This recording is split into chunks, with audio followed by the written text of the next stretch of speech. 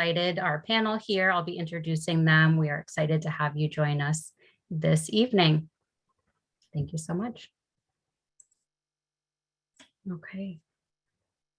Again, this information session will be just about an hour in length, and we are going to be recording this webinar. So for anyone who has to drop off a little bit early, or maybe is joining us a little bit late, we'll be able to get that sent out to you. So not to worry, or if you are taking notes and you feel that you missed something, again, we'll be sending out the recording to you, so not to worry. Okay, we also have a Q&A feature within our webinar this evening. So any questions that you have, you'll go ahead and just submit through that Q&A feature, and we'll make sure that towards the end of our session, we'll be answering those questions for you here. Okay. And as well, at the bottom of our slide here, just some notes for you as well. You can give us a call for our UOnline enrollment department. Our phone number is 800-411-2290. And we also have a chat service as well, uonline.miami.edu, and you can chat us in that way as well. So after our webinar, if you do need anything, you want to reach us, just make sure and give us a call, contact us, and one of our advisors will be happy to assist you. Okay. So again, thank you so much for joining us. I'm going to go ahead and introduce our panel this evening. We have with us Gary Wood, who is a faculty for our program here. Again, it's a Master of Arts in Live Entertainment Management. And we have an amazing panel with us here this evening. So what I'll do is have Gary go ahead and introduce himself, and then we'll move on to other introductions for our panel. Gary, thank you so much for joining us. No, my pleasure. I'm excited to be here. I always enjoy doing these. It's a great opportunity to be with my UOnline colleagues and alumni and current students. So it makes it everything feel really alive and exciting. So I'm very, very happy to be here. So thank you. You know, I came to UM in 2014, and I think we launched this maybe in 2015, excuse me, or 16. But it's been interesting to see the way the program has evolved, sort of in alignment with what's happening in the industry, especially lately. But, you know, we try to cling on to the best practices that the industry has been honing for many, many decades, but we're also innovating and changing really quickly. And so the program needs to do that too. But it's great to be with you, and I'm here to answer any questions you may have. Thank you so much, Gary. We appreciate it. And as well with us, we do have a student with our program, Michael DeMarco. So he'll be here with us and able to answer some of our questions as well, and give us some insight into the program, which I know for everybody is really, really helpful, right? You want to know what's it like to be a student in the program, and you want to be able to ask those questions and, get, some really great answers for someone that has been going through that experience. So thank you so much, Michael. And as well, we also have Taylor Rambo, Kimberly Marriott, and TJ Scraper. So thank you all so much. And as well, I'm just going to turn it over to you all. And if you go ahead and just introduce yourselves. Thank you. So I'll go first. I'm first in line. So I'm the current student. I am in my last semester of the master's degree program. And by day, I'm a music talent agent here in New York City. And on my off time, I'm working through the curriculum. And like I say, I'm in my last semester.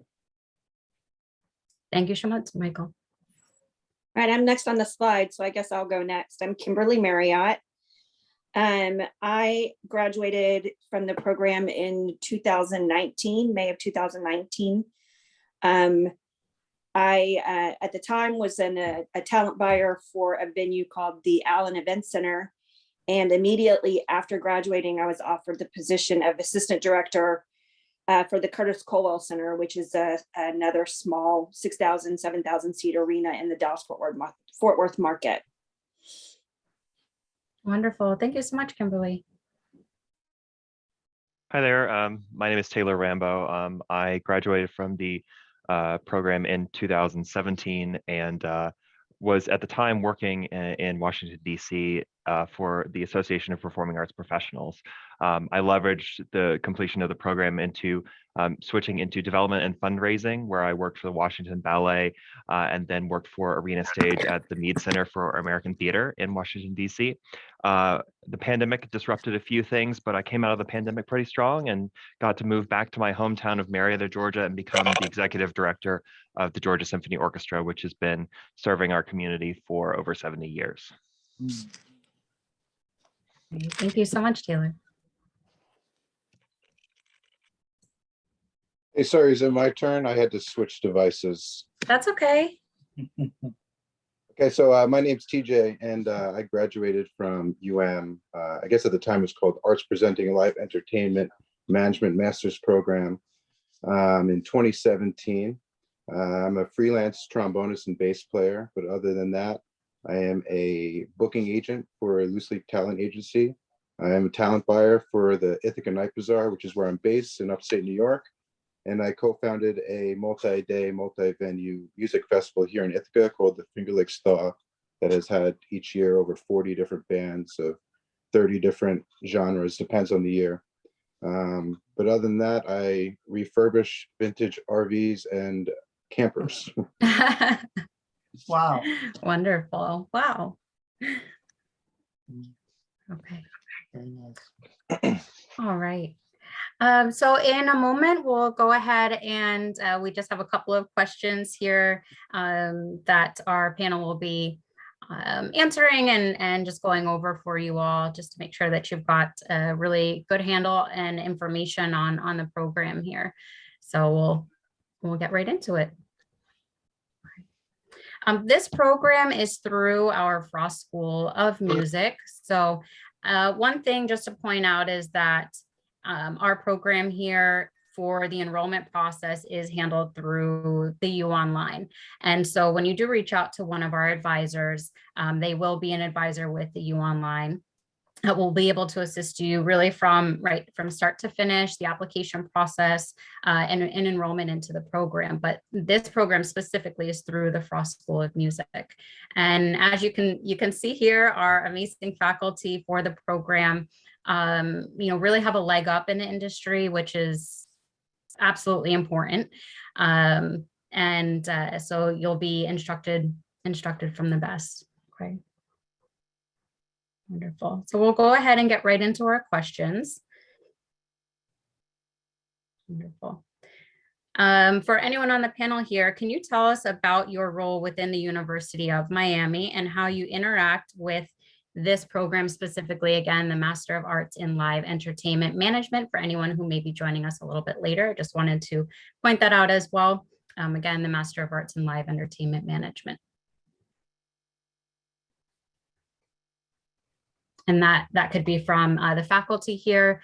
Just tell us a little bit about what your role is, what courses you may teach. That would be helpful for us. Well, courses I teach, that's a lot. But I am the director of the program. I created the course sequences and most of the courses in the program. I teach a lot of them, though not all of them. There are other Frost School of Music faculty that teach courses as well, especially from our music business program, but I'm the primary director of the program. So I am on top of every class, regardless of whether I'm teaching it or not. I'm involved in making sure that the curriculum is running appropriately and that the tasks are appropriately being managed and so forth. And I love every bit of it. I mean, I'm looking at this array of folks in front of me here who I'm so proud to have connected to the program. It's amazing. And I think about all the alums that are out there working across the industry. So it couldn't be more fun. But I am the person that is really the go-to person for the Live Entertainment Management Master's Degree program. Great. Thank you so much, Gary. And tell us a little bit about how do you interact with the students, or how does your faculty typically interact with the students? And that may be answered a little bit from our later questions as well, just in terms of what is the structure of the program and, with it being an online program, Right. But just to get that kicked off for us. Well, I would just start by saying that the program has become a bit more flexible because live entertainment management obviously spans an incredible amount of opportunity. So even though we're housed in the Frost School of Music, we don't necessarily, every person who's in the program isn't necessarily specifically there for music, because we can cover all sorts of genres. And we have someone right now who's very much interested in the cruise industry. So we get people across the spectrum. And that's why, in part, it's 5 required courses and 5 elective courses, because we don't want to limit someone in terms of where they might want to go with this flexible degree. So that's been something relatively new in terms of the experience for the students, but it's been marvelous in the sense of seeing where that allows people to go with the flexibility and the courses that they may want to take. The faculty, it's all different really with these courses. Some courses that I teach are very interactive, where I'm live frequently. Other courses have a tendency to run themselves, where we might have live sessions 3 or 4 times during the session, and it's not a required part of it. It depends on the course. Other faculty do more live, others do less. So it really kind of goes course by course. But I will finish my little spiel here to just say that my goal, and I know the goal of my colleagues, is to always be available. Right after this session, I have a workshop with some of my students in one of the courses that just finished, because there's some things that we didn't quite cover, and I want to make sure if they wanted to cover it, we'd get to it. So we try to be always available for one-on-one sessions or added sessions, whatever might be helpful to make sure that students get the total value and the total depth of their course experience. Great. And, something I think ties into a live question that was submitted here is that you said, not all students in the program are here for music, right? There was someone that was had a different direction. Are students that are coming into the program, do they have to have that music background already?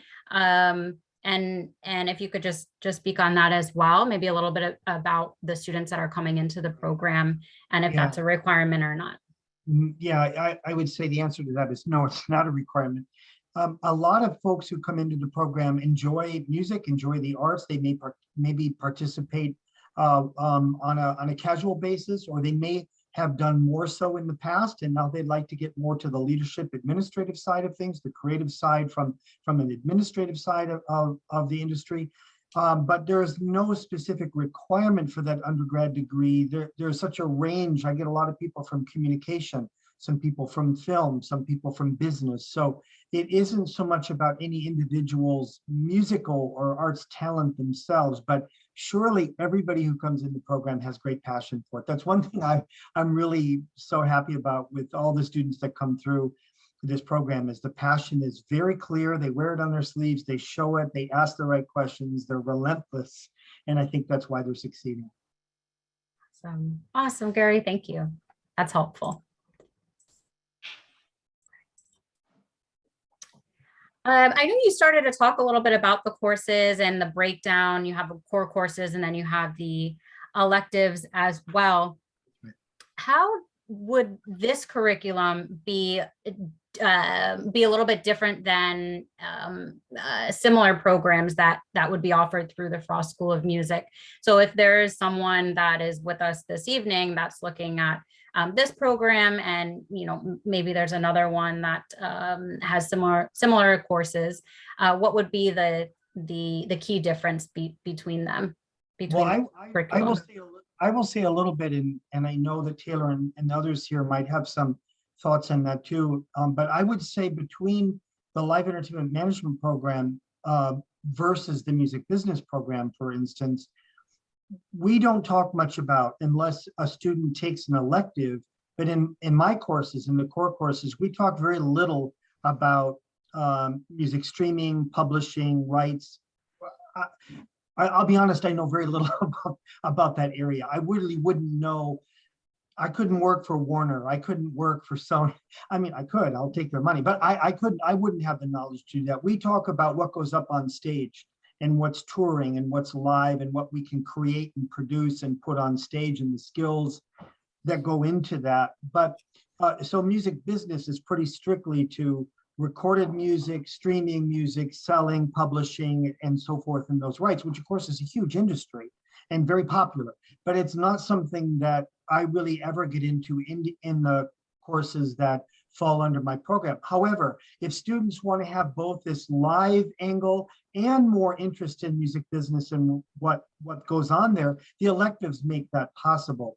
But if you stuck with me and you stuck with my courses and you stuck with those that are really more aligned with live entertainment management, we don't really talk about recorded music rights, copyright, and all that stuff at all. So there's a pretty distinct difference between those two. People who graduate from this program, we have people working for the Georgia Symphony, we have some working for the Colorado Symphony, another one working for the LA Philharmonic, but we have people working in venues, we have people working for other managing bands, managing artists. So it's really that broad span of things connected to putting artists up on stage. So I'm hoping that differentiates a little bit in terms of what we do. Mm-hmm. Absolutely. Thank you so much for talking about the skills that you are gaining within the program. And when it comes to what students are really looking forward to doing upon completing the program, what are potential avenues that students are typically moving into or looking to move into, or that you see possible ventures after completing the program? Well, the possible ventures are quite varied. I don't have in front of me the list of all of our alums and their specific activities right now, although we have such a list, but it spans the entire spectrum from people who are actually working on stage as lighting designers. And as I said before, we have one working in LA for a major talent agency that has a huge roster of artists working in various different departments within venues and organizations. So we have one who's aligned with a sports agency, one who is involved deeply with a casino, the Hard Rock Live. So the one thing that I love about this program and its intention was to be versatile. Great value in versatility, so that when it came time to start looking for positions, there can be a wide span of things that they are qualified for to go ahead and apply for. In fact, I met with an alum today. We sat outside there by the beautiful lake and we talked about all of the various positions that are currently available. And I'm going to send her to you too, Taylor. But the thing is that, you know, when she was looking at it, she didn't have one single narrow sort of expectation. There were so many different areas of which she has now gained the experience and the confidence to be able to pursue. So it's a very wide-ranging spectrum, which is really what it's all about. Again, having to do with versatility and gaining a great deal of value from the educational experience. Mm-hmm. Absolutely, Gary. And I think you touched on something very important, right? Is that our students that are in the program and our prospective students as well, right, really have a passion for the industry and say, okay, this is the way I know I want to take my career. But it's a big world, it's a big industry out there, and it's competitive. And so, you know, just hearing from you, Gary, or any of our other panelists as well, what is something that students can help them, as you mentioned, to gain that confidence and really feel that they're ready to go out into the industry after completing the program? Well, why don't I'll leave it open to one of my dear colleagues here, if you want to jump in and take a shot at that, please.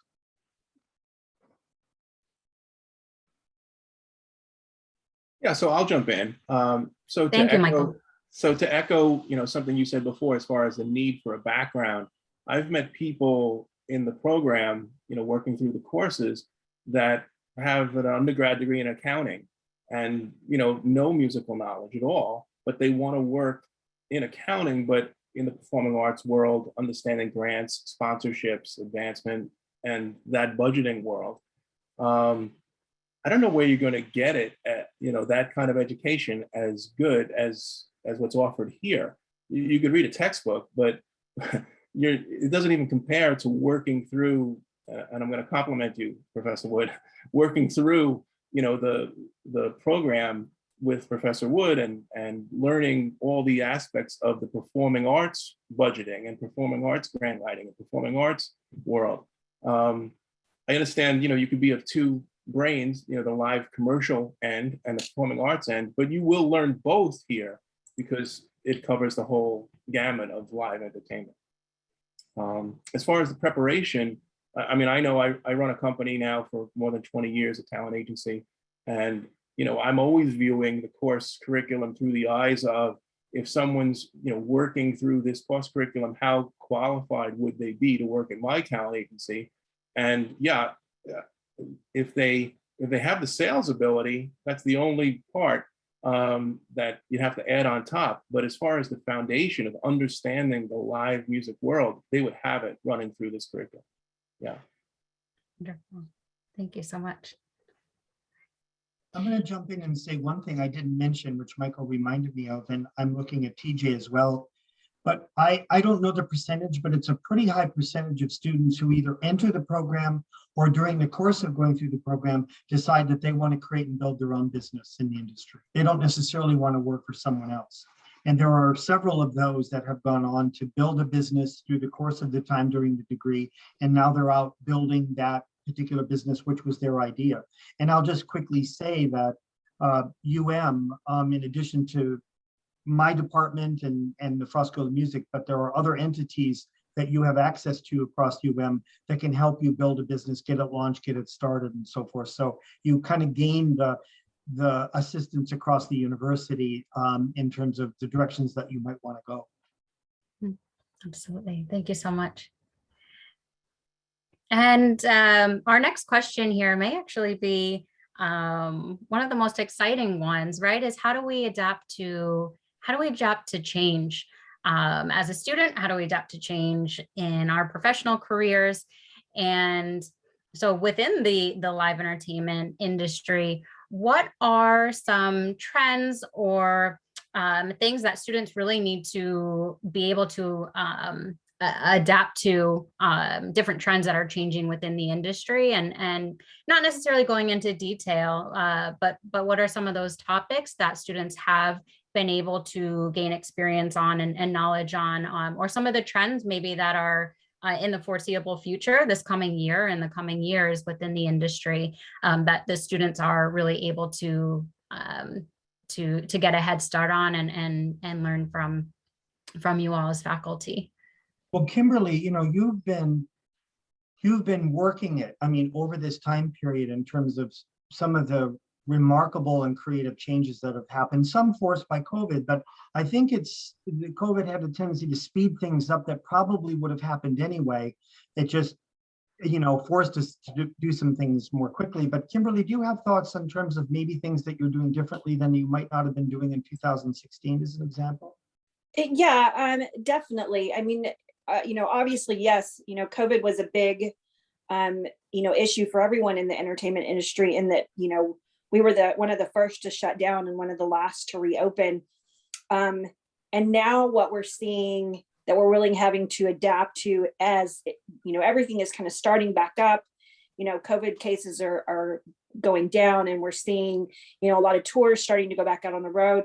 But the issues now are supply chain issues. So you've got multiple tours wanting to go out at one time, and they all need the exact same resources of, lighting, sound, and, touring support talent, not artists, but, your stagehands and your lighting director and your, your tour manager and everyone that's behind the scenes supporting those tours. And people are having a really difficult time finding those. And so a lot of these acts are having to rely more on local staff, local sourcing of what they need instead of touring with what they need.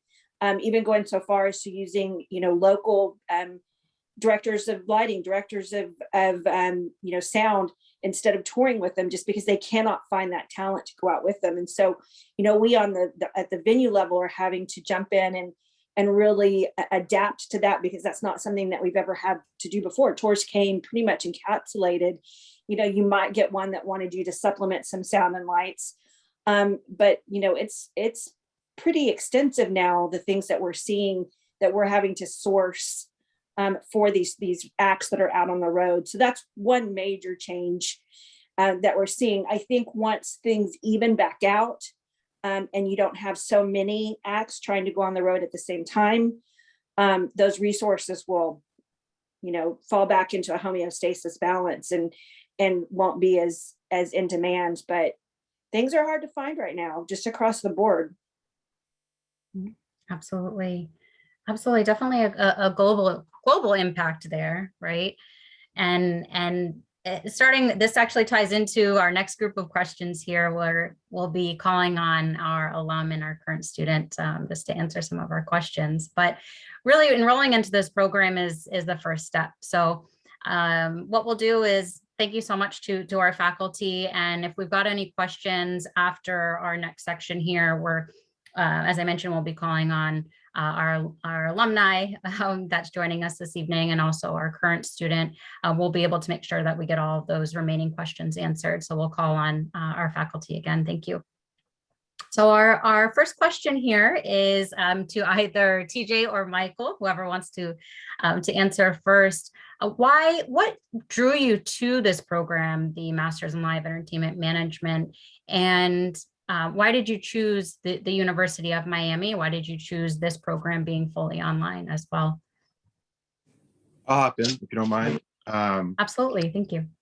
So I got my undergraduate degree from Ithaca College in music education, and I was a high school band teacher for a number of years.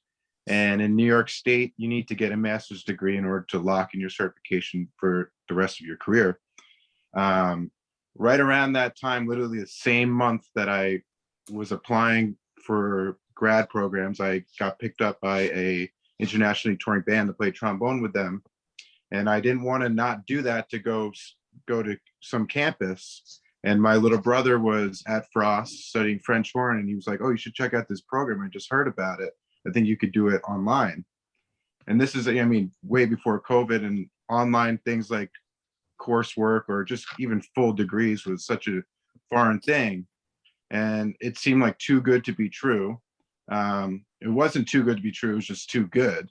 And so I was on tour taking classes about being on tour. And I remember, I don't know if it was a class or if it was a unit of a class, but there was a tour management component, and we had to do some sort of internship type thing. And I was basically shadowed by tour manager, and went into the room and settled up the shows with the different promoters or talent buyers, and stuck around with the roadies to see what that was like loading the trailer, because I used to be like on the bus just watching a movie or something. I just learned so much about what was happening that I didn't notice as the artist, and so it really lended itself well, and I didn't have to leave my position to do that. And that's what I thought was so great and I encourage many other people to do it, where you don't have to leave your job. You don't have to drive an hour to some college and take night classes. You can fit it all in if you work strategically. And then that just opened my brain up to more, where I've substitute taught sometimes when friends are in a pinch, but it's encouraged me to take on more of an entrepreneurial brain, and go into starting my music festival, and even the camper RV thing I'm doing. It all relates, I think. And there's other things I do too, that have definitely been encouraged by going to online. Absolutely. Absolutely. And one of our questions, again, thank you so much for submitting that, is for anyone that does have a busy schedule, that is working, in industry or balancing everything else that you have going on. What were some things that you did within your courses that were able to help you balance all of that, and really from week to week, and course to course within the program, that you could share with us? Well, I don't know what it's exactly like now, but I know what it was like when it was 2016 and 2017 when I was doing it. Sure. And I could do the coursework whenever I wanted. So it could be 2 a.m. and I was watching lectures, working on assignments, or I was sitting on an airplane or wherever, going to the coffee shop. And so I just squeezed it in. And what was also sweet about it is I only took 1 or 2 classes at a time that changed every 7 weeks, I believe. That's correct. And so it was just a really good flow for what I had going, I remember. Absolutely. Well, Absolutely. So, Catherine, if I can add to that, just, I felt like that all of the instructors, I think because it was online, a lot of them kind of knew that this wasn't our only task. We weren't just, none of us were just in school. Everyone had something else going on. I went back to school after 30 years of not being in school. So, it was a brand new process for me of doing anything. I mean, even writing a paper back when I was in college, you typed a paper on a typewriter, for those of you who know what a typewriter is. So, using, using the tools that you have today to do papers and do studying online were completely different.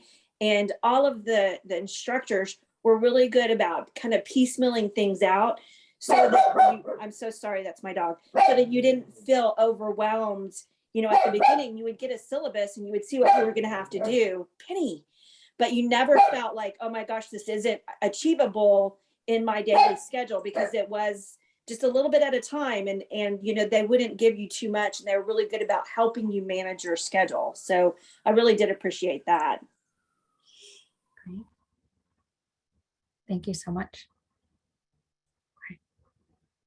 And as well, TJ or any of our other alum, tell us a little bit about the network that you and the relationship building that you were really able to build within the program, other students that you were going through the courses with. Did you feel that other students were at the same place as you, and you could really build that network and those relationships as well? Well, I'll speak to that. I think it's really interesting. At the time I was in the program, I was doing it online while I was working for the Association of Performing Arts Professionals.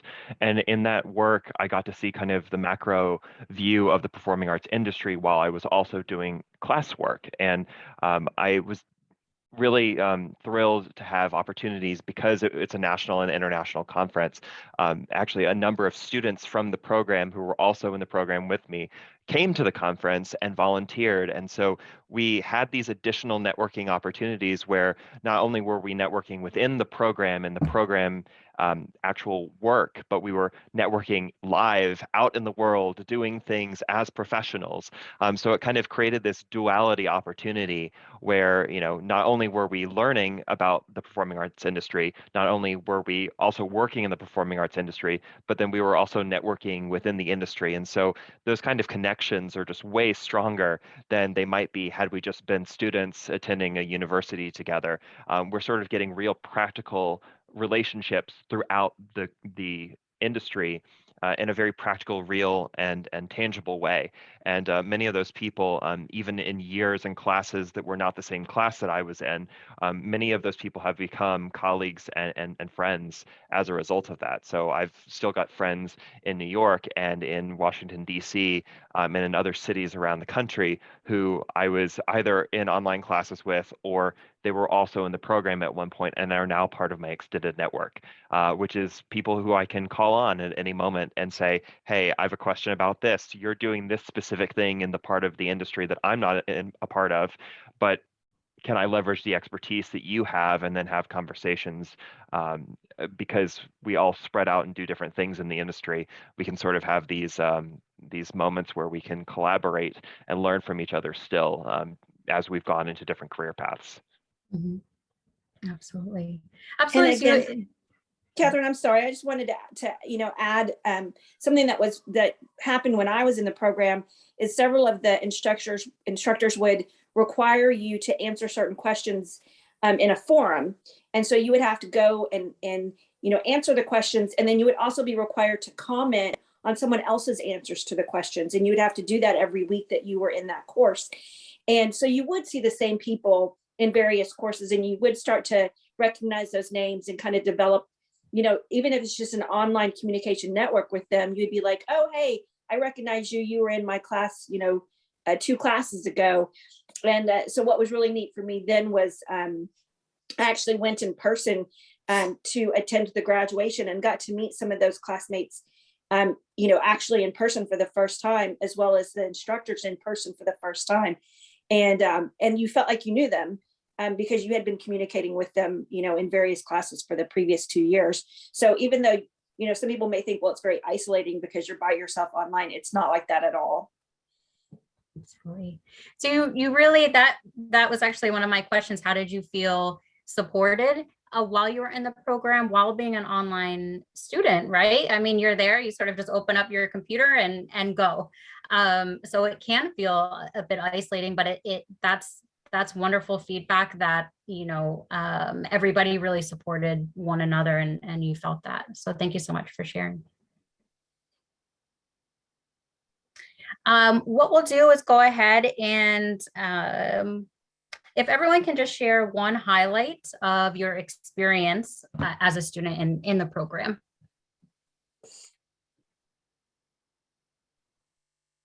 I guess I'll go first. For a project, again, I forget exactly which course this was for, but I made up a fake music festival, and time went on, and then it turned into a real thing when I was just doing it for a grade, and now it's part of my life. And I graduated like almost 5 years ago, 4.5 years ago. And so that has definitely been a highlight, because if it wasn't for that push I got to do something like that, I wouldn't have found that. I mean, it was picture perfect. And I was like, I can't believe that happened, but that's my highlight. Yeah, I'll go. Go ahead, Michael. So gaining the practical knowledge of working through the courses is very, very important. This program is not theory. It's really practical skills that we're working on. Professor Wood, I know you always mention when you're talking about an assignment, you have to do the assignment as if you were asked to do it by, your superior at work, or you're doing it for yourself as an entrepreneur. There is always a business application or a real world application for what we're learning. It's not theory. So always keeping our eye on the ball of keeping the skills that you're learning in a world of practice, and actually being able to, after 18 months going through the program, you're ready. You're out of the gate and you're ready, and you're able to do these things. I also had the arts project class, and working through building a festival or a concert series, with Professor Wood, you can't find that anyplace. I looked, one of the questions you asked about how you decided on getting into this program, I looked for a great reputation, which Frost has for music business. But I also wanted to be able to take these types of courses and have it viewed through the lens of performing arts, which I don't think is available in many places. And if it is available, it's not at this level. You can find arts administration degrees, master's degree programs, but as you read through the curriculum, for me, what I found is that they're more equipping people to be, an administrator in a museum. So this didn't have any attraction to me. I wanted to be in a place to view these skills through the lens of a performing arts organization. And that's very valuable. It's kind of rare. Thank you so I'll much, go Michael. next. I'll go next. One thing I wanted to say, just kind of quickly was, Taylor, I was actually at an APAP conference when I found out about Frost School of Music in this program. So it was from attending there at the trade show that I picked up my first brochure to learn about the program. So it was kind of a nice little connection we have. But like I said before, I started back to school after not having been to school for a long time. And the very first course we had to take was music copyright.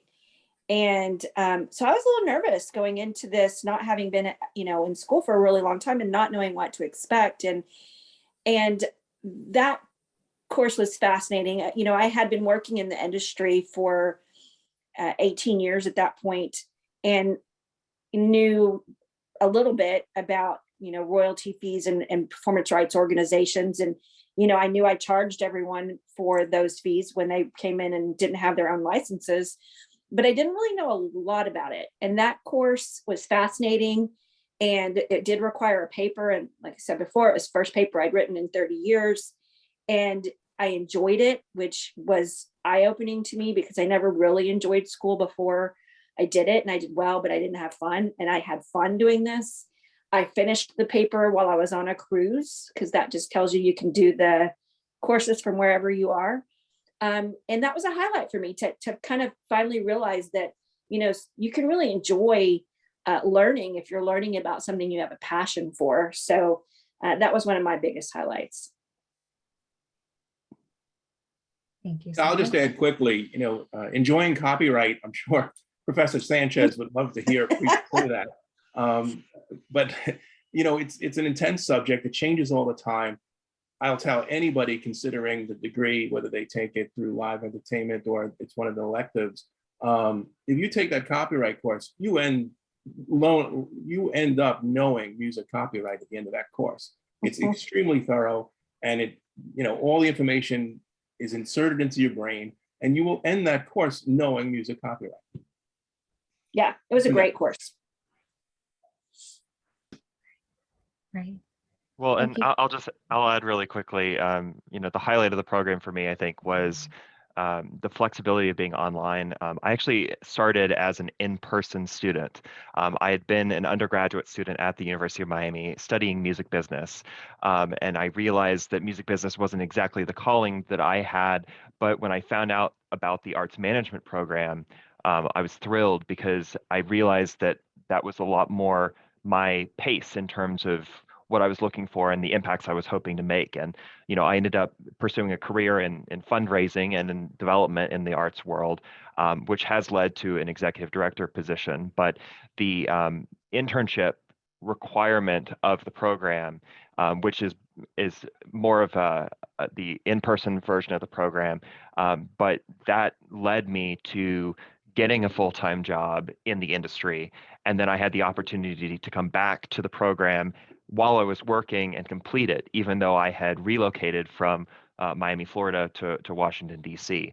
But, I remember in 2014, when I started getting involved with this program, that I, in the first class, I think it was performing arts venues and sort of a nonprofit management look at things. And I think there's a different class now, but that first introduced me to the whole concept of the field. And I had this crazy idea at 24 that I was going to try to become an executive director before I turned 30. And, I had no idea that it would happen. It sort of fell into my lap, but it fell into my lap because I was prepared. And it's because I had the full knowledge of what it meant to run an arts organization and what it meant to run a nonprofit that has both that live entertainment for-profit aspect to it, but then also the nonprofit aspect. So I think this program can really help you attain whatever the dreams that you have are, as long as they're somewhere in the somewhere in the live entertainment field. It could be for-profit, it could be nonprofit, it could be your own project, it could be a 70-year-old organization. It sort of gives you the skill set to go in almost any direction. And even with the pandemic and a lot of people being furloughed and trying to find new positions and new ways to do their jobs and find a good place in the field, I found my place and I got back on track because I had this credential in my pocket to be able to jump into this position. So I'm very thankful for the program and for the ongoing support of Professor Wood, who has been a mentor of mine beyond the scope of the project and the program. So thank you. Great. Thank you so much. So this program has really proved that you proved us this evening that this has been beneficial for you, and it's given you that leg up in such a competitive industry. So thank you all so much for sharing your experiences and joining us and being able to answer all these questions. We appreciate it. Thank you so much. All right. And so you all might be wondering, right? So what's the next step? How do I get started? How do I apply? So one thing just to note is that our next admission deadline here is coming up rather quickly, middle of this month, actually. happy March to everybody. Monday, March 14th is the next deadline. So again, you'll want to make sure and reach out to us. Any one of our advisors here in our department will be able to walk you through all of the steps, how to submit an application, what documents do you need, and we'll be able to guide you through that process. Okay.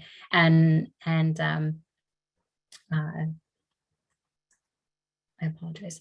The other item that I just want to mention here is that everybody that has joined us this evening will be receiving the $300 deposit waiver code. So not to worry about that. We'll be able to get that applied for you, and you won't need to worry about that with your application. Okay. And again, our admission deadline is Monday, March 14th. So coming up quickly. So you really will want to reach out to us right away, and we'll make sure that we get your application started and submitted. Okay. Just make sure that you take note of our phone number, and again, our chat. You can chat us in and go ahead and get started on your application as well online. So thank you all for joining us, our panelists and our attendees this evening. We are just at about our full hour, and I don't want to keep anyone, so I hope everybody has a wonderful rest of your evening.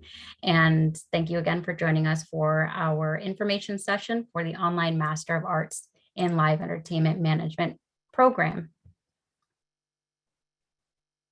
I'm just going to give it a minute just to see if we have any other questions coming in. I'll just say quickly, thank you to the Sure. colleagues on the call and everybody for putting this together. And I hope that if I can be of service, please just email me, let me know anytime. Thank you so much, Gary.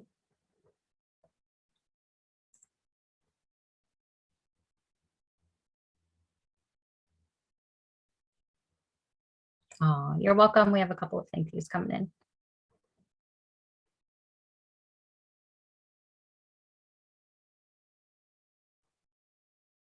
Okay, again, for more information, make sure and visit us online, uonline.miami.edu. uonline.miami.edu. And we have our application link down at the bottom as well, myonline.miami.edu, sign up.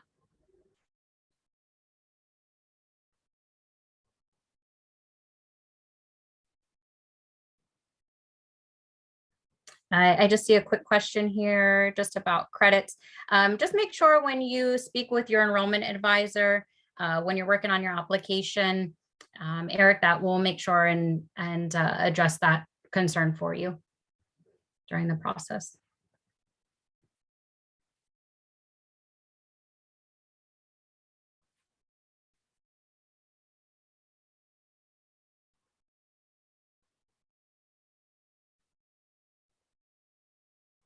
Just giving it another minute here if anybody thinks of any last minute questions. You are welcome. Thank you for joining us.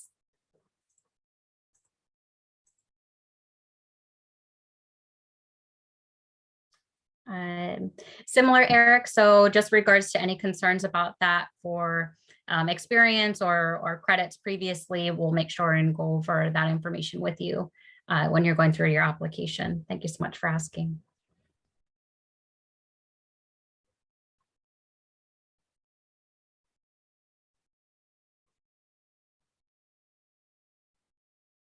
All right, great. Thank you everybody for joining us, and have a wonderful rest of your evening.